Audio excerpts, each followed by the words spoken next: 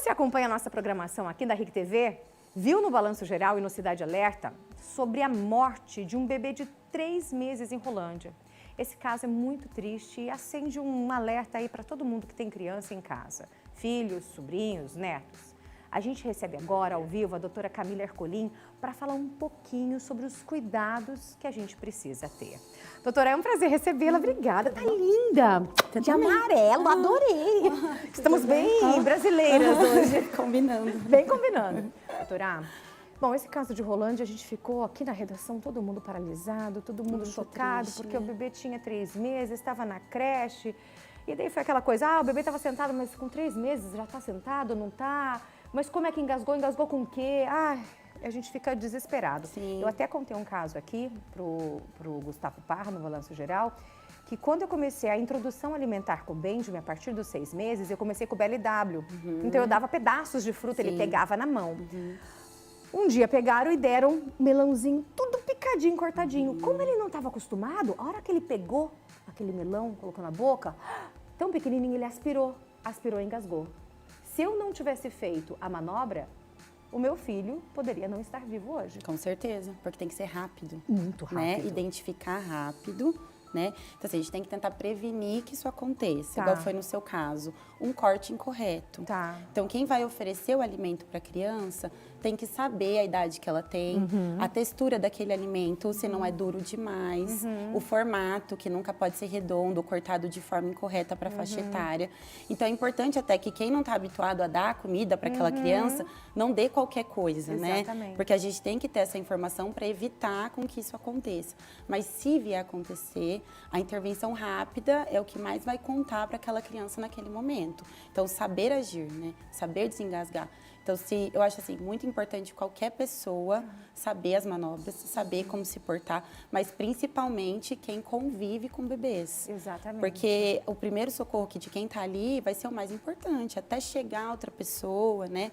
Provavelmente foi o que aconteceu com esse bebê, né? Até a identificação de que estava engasgado, como foi. Então, assim, essa ação primária que vai ser a mais importante nesse momento. Gente, e a gente está falando aqui, eu dei uma ideia de quando meu filho já estava começando com a introdução alimentar. Mas e se a criança, o bebê, engasga com o próprio leite da mãe? Que é o mais comum. É comum? Isso. Então, assim, a gente tem essa ideia do pânico com alimento, Tá. né? Mas o engasgo com leite, ele é bem comum, por vários fatores. Porque o bebê, ele é bem molinho, ele é muito indefeso, ele não consegue se mexer direito, né? E tem uma imaturidade neurológica. Então, assim, o cérebro é imaturo. Aquele bebê já tende, às vezes, a ter pausas respiratórias. Então, o organismo, tipo, se você não respira, ele te dá um sinal. Respira. Você vai lá e respira. Tá. O do bebê, ele é um pouco imaturo. Então, às vezes, ele não responde bem a esse comando, né? Então, o que a gente precisa fazer? Evitar no nosso meio que a gente tenha situações em que o bebê se coloque num risco de não respirar, por exemplo, né? Mas e nesse caso, se ele engasgou com leite? A gente poderia fazer a manobra. Pode fazer manobra também? Pode, a gente vira, Mesmo não né? tendo nada sólido? Sim, com leite é a mesma coisa, Ok. né? E é bem fácil de desengasgar, porque na verdade, como foi um líquido, quando você dá as primeiras palmas ali nas costas do bebê, a tendência é que o desengasgo seja muito rápido. Vamos mostrar ali, doutora? Você pode ficar ali ao lado, só para poder Fico. mostrar pra gente? Fico, Isso, do lado de cá. Aqui, A gente vai trazer depois, tá? Alguém para poder ensinar isso certinho, mas vamos mostrar um pouquinho como é que chama a manobra, doutora? Heimlich Tá. chama. Então a gente observa aqui que a manobra ela é feita em bebês de Ok. até 1 ano. E do lado ele mostra como a gente faz em crianças maiores. Ok. Tá? Então aqui a primeira coisa que a gente faz é posicionar esse bebê no antebraço. Ok. Observar que o dedo aqui está abrindo a via aérea. Ok. E com a outra mão aberta, né? Com essa parte aqui, Ok. a gente dá 5 tapas nas costas do bebê, que não é com força. Ok. É só o jeito mesmo, Tá. tá? 5 tapas entre as 2 escápulas. Ok. Se o bebê não chora, não dá sinais que ele desengasgou, eu viro o bebê nessa posição. E com os meus 2 dedos nessa forma, Ok. eu vou comprimir 5 vezes entre os 2 mamilos, que é onde a gente chama de externo. Ok. Lembrar que eu preciso chamar uma ajuda, então se eu tiver um celular perto, já ligo no Viva Voz, E né? vai fazendo a manobra. Vou fazendo a manobra e vou repetindo até que o bebê me dê um sinal de choro, voltar a coloração, de que ele voltou a respirar. Ok. Isso que é importante. A partir de que idade eu já faço a manobra? A partir de 1 ano eu já faço tá. essa, que seria com as 2 mãos, perto da altura do estômago, fazendo compressões nessa região, que a gente faz até em adulto daí, Exatamente. essa, né? Que até para adulto a gente faz essa manobra. Ok, doutora, obrigada. Gente, acho importante a gente falar sobre isso, a manobra de Heimlich, a gente está conhecendo agora, tem gente que já conhece, tem gente que já fez, não sabia o nome, não tem problema. A importância é que os pais devem saber, os professores, certifique-se que a escola que seu filho está, os professores sabem fazer, os cuidadores, babá que fica em casa com seu filho é importante, nem que você paga um curso, avó, todo mundo precisa saber, não tem segredo, é fácil. Mas é muito importante. Quero saber a sua história. Já aconteceu alguma vez com você? Como é que foi? Porque a gente desespera, né? É desesperador. Porque a criança não chora, ela fica parada. Não consegue respirar. É horrível. Eu acho interessante também, por ser uma questão que mudou recentemente, na posição que o bebê dorme também, para evitar essas questões do engasgo. Tá. Porque antes as pessoas colocavam muito para dormir de lado, né? Então, hoje em dia, mudou a recomendação. Qual que é a recomendação? 5 anos, dormir sempre de barriga para cima. Ah, então meu filho ainda estava na recomendação dormir de lado. Ai, meu Por que Deus. isso? Dá para explicar bem. Por quê? Porque quando o bebê tá com a barriga para cima, a via aérea dele tá sempre livre. Ok. Não tem nada onde ele consiga se sufocar. Se esse bebê tá virado de lado, vamos supor que ele tá perto de um protetor de berço. E ele põe o nariz ali perto, ele não consegue respirar e ali ele fica com muito CO2, né, com muito gás carbônico, e acaba que o coração para de bater. Então, assim, tudo que pode obstruir a via aérea tem que ser removido. Ok. Então, assim, dormir de barriga para cima, né, para não ter nada que obstrua. E também não colocar protetores de berço, bichinho de pelúcia, cobertor que pode cobrir o rosto. Então, esse bebê tem que estar com a parte da cabeça bem livre para respirar. Gente, como muda as coisas, né, doutora? Muda, e as pessoas falam assim, mas e se ele vomita? Então, a gente sempre tem que lembrar que o leite é líquido. Tá. Se ele vomita, vai escorrer pela boca. Ok. Se ele estiver virado, não sabe se desvirar, ele está em cima do líquido, ele aspira. Então, é muito mais perigoso para ele ficar de lado, né?